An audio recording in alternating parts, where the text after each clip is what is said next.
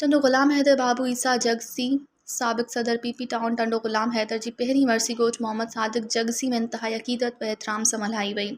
वरसी तक़रीब में मरहूम जी रूह खे ईसाले सवाब पहुचाइण लाइ क़ुरान ख़्वानी ख़ासि दुआऊं जो एहतमाम कयो वियो ऐं अफ़्तार जो एहतमाम कयो वियो। वरसी खे MPS सदर पीपी ज़िले टंडो मोहम्मद ख़ान सैयद एजाज़ शाह बुखारी ख़िताब कंदे चयो त बाबू ईसा जगसी पीपी जो वॾो सरमायो हो। हमेशा पार्टी लाइ जिदोजहद में अगभरो रहियो। हमेशा पंहिंजनि दोस्तनि ऐं राज भाग सां साथ निभायो।